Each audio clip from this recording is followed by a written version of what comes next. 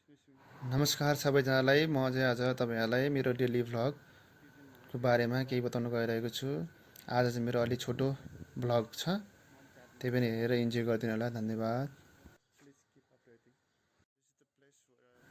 यो चाहिँ अब म बस्ने एरिया हो, कौशीवाडा। मैले यो एरियाको भ्यू देखाउँदै छु, तपाईहरु हेर्न सक्नुहुन्छ।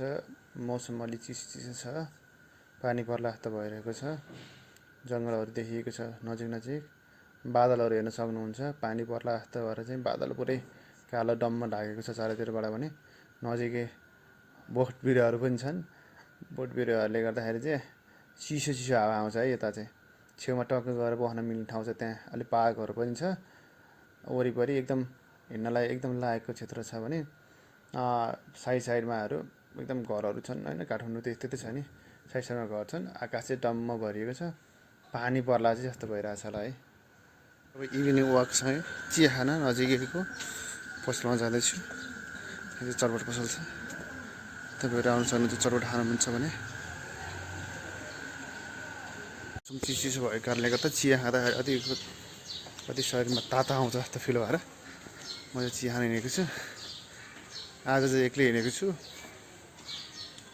मेरो बुढी चाहिँ पोखरा गइन्, सो एक्लै चिया खान हिँड्दैछु म।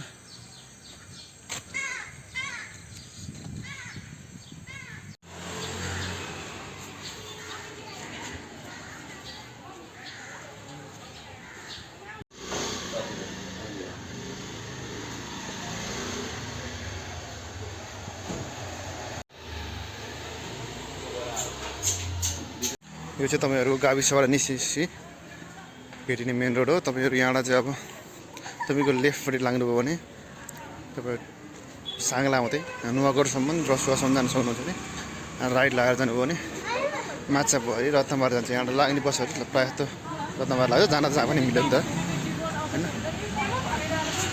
बाटो यही हो। म चाहिँ अब चिया खाएर रुमतिर फर्किँदैछु। पानी पर्ला जस्तो भइरहेको छ। आज धेरै भिडियो बनाउन खासै सकिनँ मैले, थोरै भए पनि हेरिदिनु होला, इन्जोय गरिदिनु होला, माया गरिदिनु।